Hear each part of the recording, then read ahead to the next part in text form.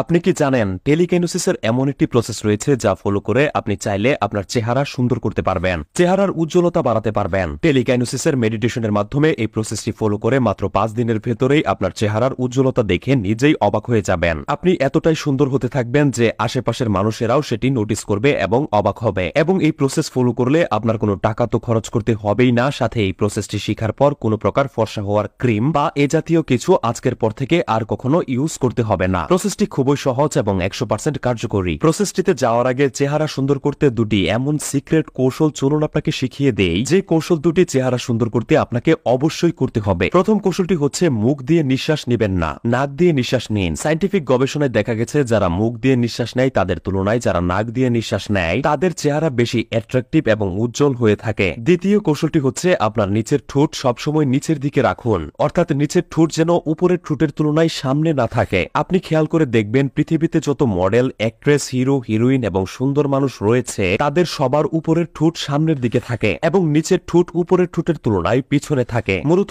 এই জিনিসটার জন্যই তাদের চেহারা এতটা সুন্দর হয়ে থাকে। এখন যাদের সবসময় অভ্যাস মুখ দিয়ে নিঃশ্বাস ছাড়া এবং নিচের ঠোঁট উপরের ঠোঁটের তুলনায় সামনে এগিয়ে রাখা, তারা হঠাৎ করে চাইলেই এই দুটি কৌশল মেনটেন করতে পারবে না। তাই এমন একটি এক্সারসাইজ শিখিয়ে দিচ্ছি যা আপনাকে এই দুটি কৌশল অভ্যাসে পরিণত করবে। একই সাথে এই এক্সারসাইজটি আপনার মুখের গঠন আকর্ষণীয় করে তুলবে। এক্সারসাইজটির নাম হচ্ছে মিউইং।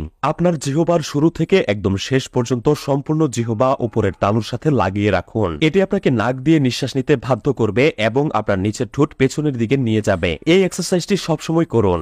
এই এক্সারসাইজটি মূলত সব হিরো, হিরোইন, মডেল, অ্যাক্ট্রেসরা করে থাকেন। এবার চলুন টেলিকাইনোসিসের অন্তর্ভুক্ত মেডিটেশনের প্রসেসটি শিখে আসি। এই প্রসেসটি করতে হবে বিকেলের একদম শেষে, যখন সূর্য পশ্চিম আকাশের নিচে নেমে আসে তখন। সূর্যের লাল আভা বা রোদটুকু আপনার শরীরে লাগবে এমন জায়গায় বসুন। হতে পারে সেটি আপনার বাসার ছাদ, বাড়ির উঠান, বারান্দা অথবা খোলা কোনো জায়গায়। তবে যে জায়গায় বসবেন সে জায়গাটি পরিষ্কার পরিচ্ছন্ন থাকতে হবে। এবার মেরুদণ্ড সোজা করে বসুন, মাথাটা খানিকটা উঁচু করে সূর্যের দিকে মুখটাকে রাখুন। এবার চোখ বন্ধ করুন, নাক দিয়ে গভীর নিঃশ্বাস নিয়ে মুখ দিয়ে ছাড়ুন। নিঃশ্বাস নেওয়ার সময় আপনার নাক দিয়ে যে নিঃশ্বাস ভেতরে যাচ্ছে এবং বের হয়ে আসছে তা উপলব্ধি করুন। নিঃশ্বাসের মাধ্যমে যে বাতাসটি আপনার ভেতর প্রবেশ করছে তা দেখার চেষ্টা করুন। নিঃশ্বাস নাক দিয়ে ঢুকে গলা বেয়ে ফুসফুসে ঢুকছে, আবার বেরিয়ে আসছে, এটি চোখ বন্ধ করেই উপলব্ধি বা দেখার চেষ্টা করুন। এ সময় আপনার মনের ভেতর নানান চিন্তা আসতে থাকবে, তবে কোনো চিন্তায় মন না দিয়ে আপনাকে গভীর ধ্যান করতে হবে। মনের ভেতর কোনো চিন্তা আসলে মুচকি হাসুন এবং আবার ধ্যানে মগ্ন হন। গভীর নিঃশ্বাস নেওয়া এবং নিঃশ্বাসকে উপলব্ধি করার ফলে আপনি গভীর ধ্যানে চলে গেছেন। এবার কল্পনা করুন সূর্য থেকে এক ধরনের তীর্যক শক্তিশালী নীল রশ্মি বা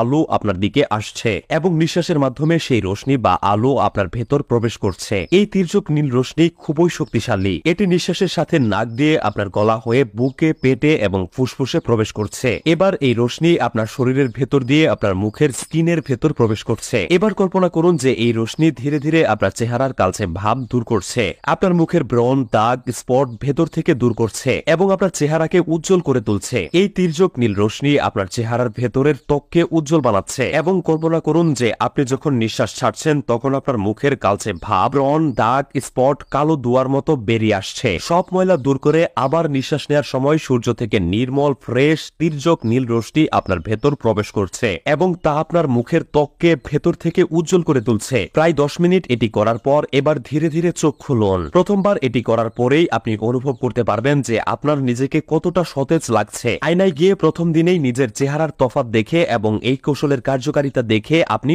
অবাক হয়ে যাবেন। নিজেই খেয়াল করতে পারবেন যে আপনার চেহারা ঠিক কতটা পরিমাণে উজ্জ্বল হয়ে যাচ্ছে। প্রসেসটি প্রতিদিনই করুন। এই প্রসেসটি আমি নিয়েছি উপমহাদেশের বহু প্রাচীন একটি ধ্যান তত্ত্ব বই থেকে। এই বইটিতে এমন আরো